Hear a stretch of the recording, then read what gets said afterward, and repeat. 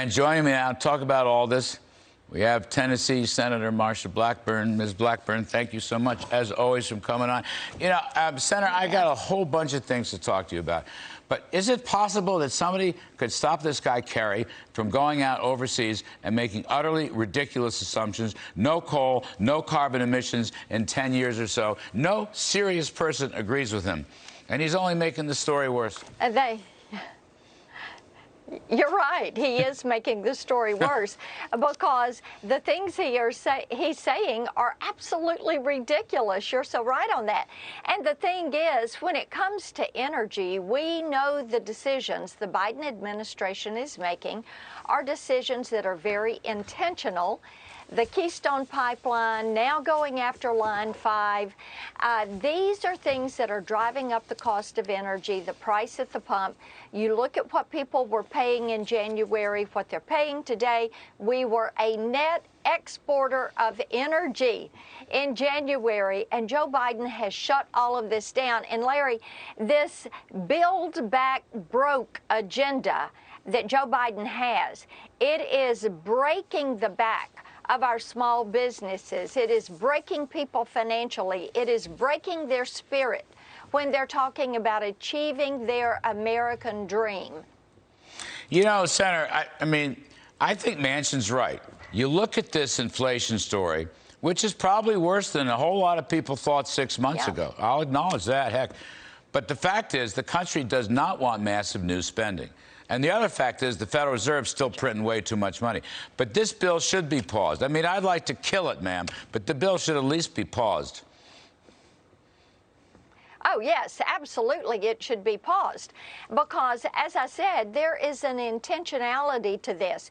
You've got the social democrats that are led by AOC and Bernie, and they're trying to get their socialist programs on there. They're out here advocating for socialist programs and a takedown of our governmental systems as we know them, and then they want to recreate this in their image with the elitist in control.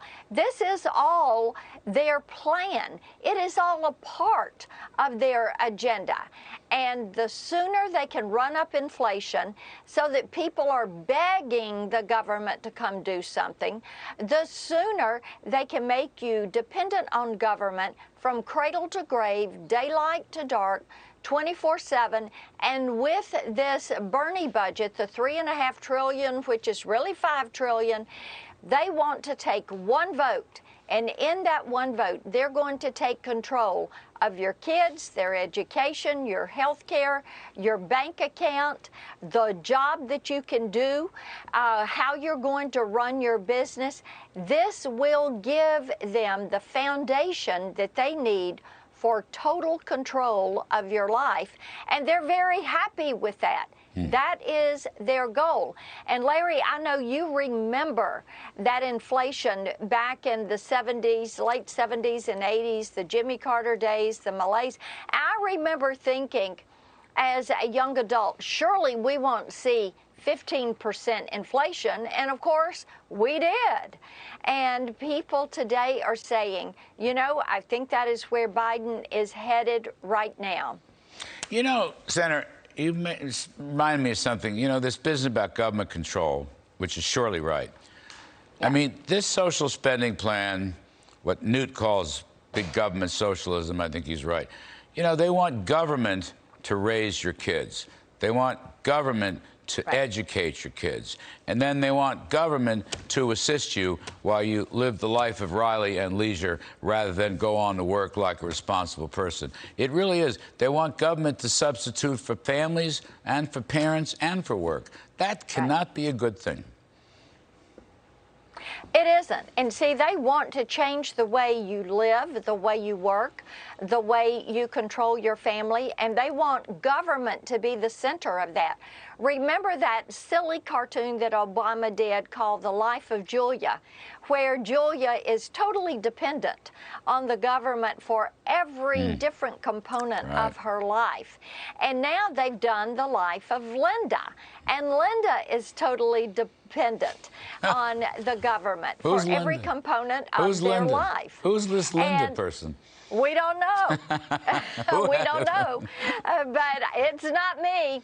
And I told somebody the other day, I said, I feel like we're seeing Atlas Shrugged lived out because of what they're doing to our small business manufacturers, the brokenness of the supply chains. I ran an errand today here in Tennessee, and I had somebody come up to me and said, hey, why are they locking down the ports now? I said, they're not locking down the ports. It is the union issues, the getting the ships unloaded, the supply chain issues where our manufacturers cannot get the supplies that they need. People are looking at the cost of Thanksgiving dinner with the cost of a turkey going up. Cranberries are costing more. Even the aluminum pan to bake that turkey in is going to cost you more.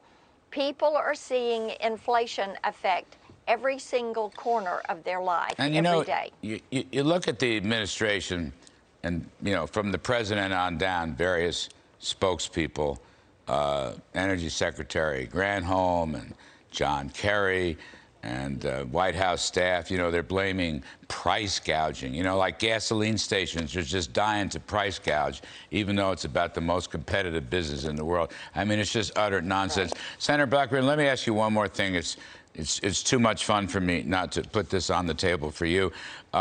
This gal who's being nominated to be the National Bank Controller of the Currency, Omarova is her name, the one who went to Moscow State University on a Lenin scholarship, comes here to the States, doesn't renounce Soviet communism. I mean, if she was a refusenik, that would be different, but she never renounced it, she defended it. And then it turns out she's in some Marxist group on Facebook and on and on. So the latest on this is she wants to, if she were the banking commissioner, starve companies that invest in oil and gas. In other words, deny them credit as, I guess, a climate change strategy. Now, that's got to be one step too far, even for our Democrat friends in the Senate. We would hope that it would be a step too far. But it shows you how intentional the Biden administration is in pushing this socialist agenda.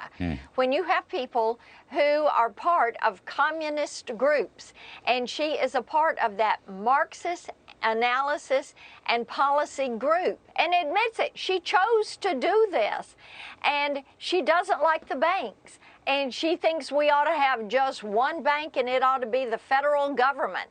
And you've got to look at this and say, why would they choose this type person to come in and have control over these banks and be able to force that agenda? Well, the reason is because if they can force banks out of business, force some mergers, they're going to do it. It is like with inflation. And I loved what you said about Art and the CPI and the PPI. You have manufacturers and producers that cannot get product. So yes, the price is going up. So yes, the price at the store is going up. Also, supply chain issues are driving that up.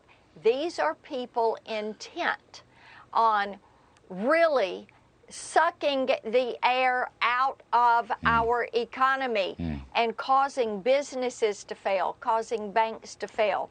That is their goal.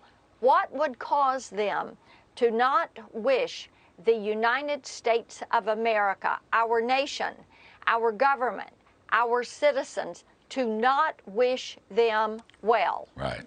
How can they not put America first? You're exactly right.